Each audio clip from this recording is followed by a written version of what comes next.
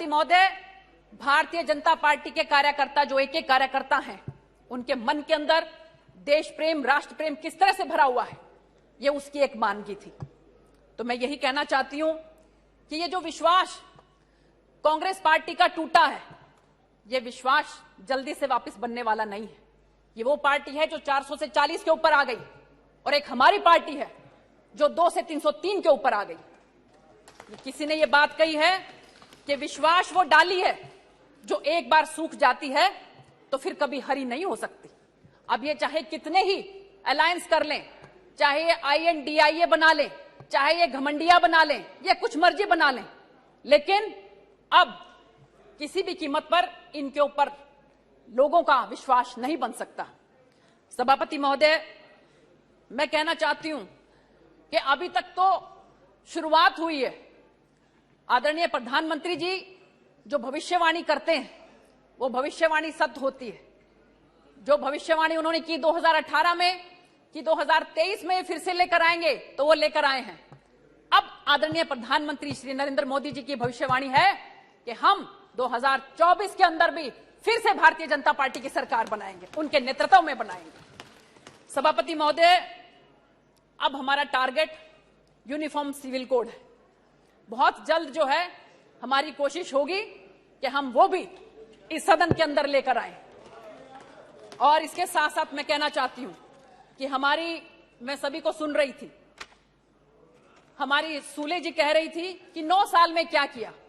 सभापति महोदय, मैं बताना चाहती हूं कि 9 साल में हमारी सरकार ने क्या किया। आदरणीय प्रधानमंत्री श्री नरेंद्र मोदी जी के नेतृत्व में नेशनल एजुकेशन पॉलिसी, किसी समय में जो मैकाले था उसने कहा था ये बात भरे सदन के अंदर कि ये जो भारत की संस्कृति है इसको खत्म कर दो, भारत की जो सनातन परंपरा है इसको खत्म कर दो।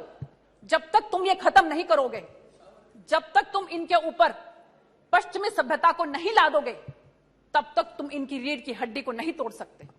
सभापति महोदय, कोई वो समय था कि जिस समय में कम से कम भी आप ये देखिए, नालंदा यूनिवर्सिटी के अंदर 90 लाख किताबें जो हैं उनको जलाया गया, हमारे साहित्य को जलाया गया। 90 लाख का साहित्य हमारी पुस्तकों का जलाया गया, जो 3 महीने तक सुलगता रहा।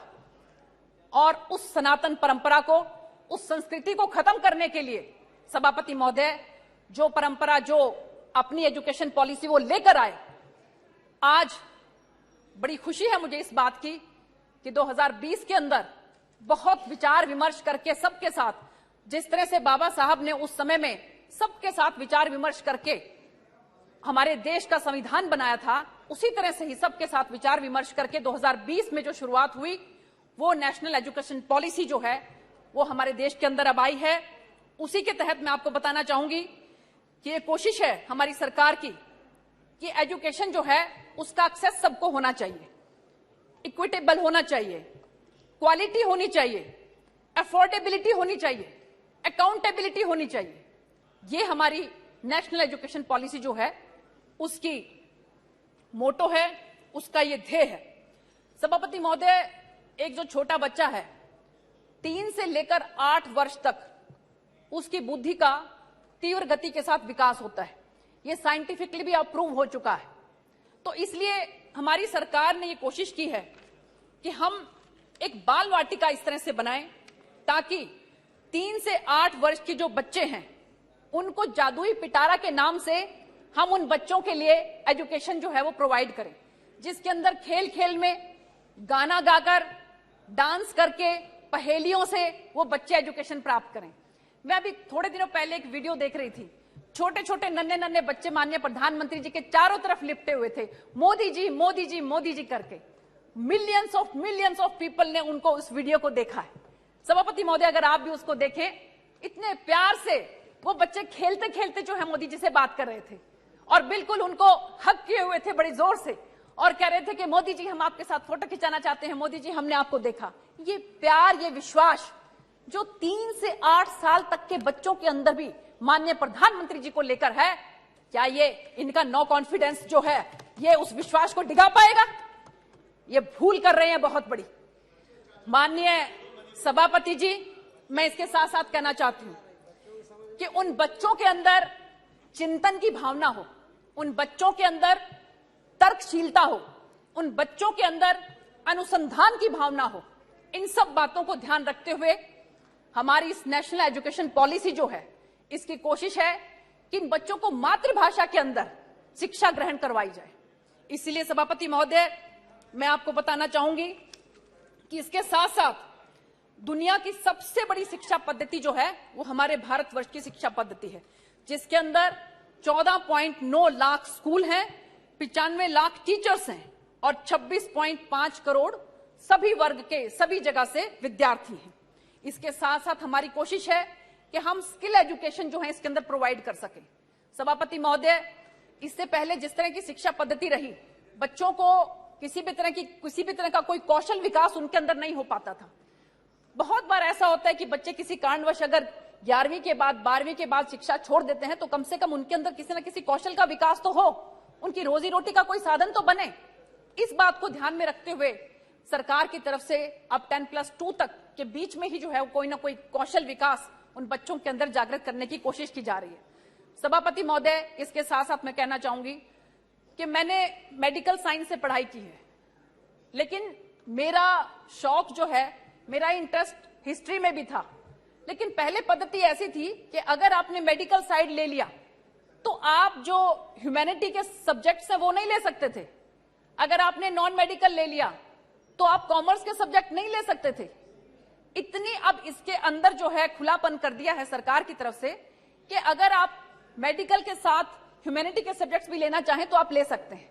इसके साथ साथ आप ये देखिए कि 10+2 का जो सिस्टम है उसको खत्म करके अब 10th के बाद अगर 1 साल तक बच्चे ने पढ़ाई की तो उसको जो है सर्टिफिकेट मिलेगा। 2 साल तक बच्चे ने अगर पढ़ाई की तो उसको डिप्लोमा मिलेगा और 3 साल तक अगर बच्चे ने पढ़ाई की तो उसको डिग्री मिलेगी। उस बच्चे को कहीं पर भी ये महसूस नहीं होगा कि बीच में अगर उसको पढ़ाई छोड़नी पड़ी तो उसका पूरे साल बर्बाद हो जाते थे पहले डिग्री के लिए। तो इस तरह की एजुकेशन पॉलिसी जो है वो हमारी सरकार लेकर आई है सभापति महोदय, जो पहले कभी किसी की सोच में नहीं गया कि बच्चे जो है वो कैसे पढ़ रहे हैं, पढ़ने के बाद उनका भविष्य क्या होगा, इसके बारे में कभी किसी ने कोई चिंता नहीं की सभापति महोदय। इसके साथ साथ मैं आपको बताना चाहती हूं कि SC OBC के जो टीचर्स हैं उनको भी अब मैक्सिमम अपॉइंट किया गया है कि जो दूर दराज के जो इलाके हैं रोस्टर सिस्टम से अब उनको भी टीचर्स को वहां पर जो है लगाया गया है। और इसके साथ साथ सभापति महोदय, नेशनल डिजिटल लाइब्रेरी और रिसर्च को जो है इसके अंदर बहुत इंपॉर्टेंस दी गई है। हमारे IIT के बच्चे, हमारे IIMs के बच्चे, और अब आप ये देखिए कि सभापति महोदय, सुंदर पिचई और इस तरह से कितने हमारे जो बहुत होशियार बच्चे थे वो दूसरे देशों में जा रहे हैं। हम ये चाहते हैं कि हमारा ब्रेन ड्रेन इस तरह से ना हो, इसलिए रिसर्च जो है वो हमारे देश के अंदर ही लाई जा रही है। R&D के अंदर बहुत ज्यादा पैसा लगाकर इस तरह की फाउंडेशन बनाई जा रही है ताकि हमारे नेशनल रिसर्च फाउंडेशन, ताकि हमारे बच्चे ज्यादा से ज्यादा यहाँ पर पढ़ाई कर सकें। सभापति महोदय, हमारी IIT जो दिल्ली है उसकी ब्रांच UAE के अंदर भी खोली जा रही है। इसके साथ साथ IIT मद्रास की ब्रांच जो तंजानिया के अंदर खोली जा रही है। तो ये सब एजुकेशन पॉलिसी के माध्यम से सभापति महोदय कोशिश है कि हमारे एजुकेशन को और ज्यादा वृहद रूप जो है वो दिया जाए। सभापति महोदय, इसके साथ साथ मैं आपको बताना चाहती हूं कि सामाजिक न्याय जो डिपार्टमेंट है उसमें SC STs के लिए जो हमारी सरकार ने किया वो आज से पहले कभी किसी ने नहीं किया। सभापति महोदय, प्रधानमंत्री आदर्श ग्राम योजना, उसके तहत आप ये देखिए कि हजार गांव ऐसे हैं कि जिनके ऊपर पायलट प्रोजेक्ट स्टार्ट करके जो ऐसे जहां पर डोमिनेटिंग थे हमारे SC और ST, उनको जो है आदर्श ग्राम योजना के तहत उनका विकास किया जा रहा है। और इसके साथ साथ सभापति महोदय, मैं आपको बताना चाहती हूं कि अगर हम विश्वास की बात करें तो आप ये देखिए कि 2004 के अंदर हमारे 38 SC और ST के member of parliament Bharatiya Janata party के पास थे। 2004 की बात मैं कर रही हूं, और कांग्रेस के पास केवल 29 थे। और उसी तरह से मैं अगर आगे बात करूं, 2014 के अंदर SC और ST के member of parliament Bharatiya Janata party के पास 66 थे और कांग्रेस के पास घटकर केवल 12 रह गए। और सभापति महोदय, 2019 के अंदर भारतीय जनता पार्टी के पास एससी और एसटी के मेंबर ऑफ पार्लियामेंट 76 बने, 76 बने और कांग्रेस के घट के केवल 10 रह गए। तो ये सोच सकते हैं कि अगर इनकी सोच एससी और एसटी कम्युनिटी की तरफ अच्छी होती तो इनका इस तरह से जो एसटी के जो मेंबर ऑफ पार्लियामेंट हैं उसमें इतनी भारी गिरावट नहीं आ सकती थी। सभापति महोदय, इसके साथ साथ मैं आपको बताना चाहती हूं कि सरकार की तरफ से नेशनल हेल्पलाइन टोल फ्री 14566 स्थापित की गई है, ताकि जो एससी एसटी के जो हैं लोग, उन पे अगर कोई किसी तरह की एट्रोसिटी होती है तो वो इस नंबर पर डायल कर सकते हैं। इसी के साथ साथ 14567 टोल फ्री नंबर वरिष्ठ नागरिकों के लिए है कि अगर उनको किसी तरह का कोई कष्ट है तो वो नेशनल लेवल पर ये नंबर है, इस पर वो डायल कर सकते हैं। सभापति महोदय, इसके साथ साथ जैसा कि आपको मालूम है कि नशा मुक्ति, इसके लिए माननीय हमारे केंद्रीय गृह मंत्री अमित भाई शाह जी ने भी जो है स्पेशल डिबेट भी जो है इसमें करवाई थी और हमारा ये प्रण है कि हमारा देश भारत जो है वो नशा मुक्त होना चाहिए। इसीलिए 372 संवेदनशील जो डिस्ट्रिक्ट घोषित किए गए हैं और उसके अंदर बहुत अच्छे तरीके से नशा मुक्त करने के लिए बहुत सी योजनाएं और बहुत से कार्यक्रम आदरणीय सभापति महोदय उसमें चल रहे हैं।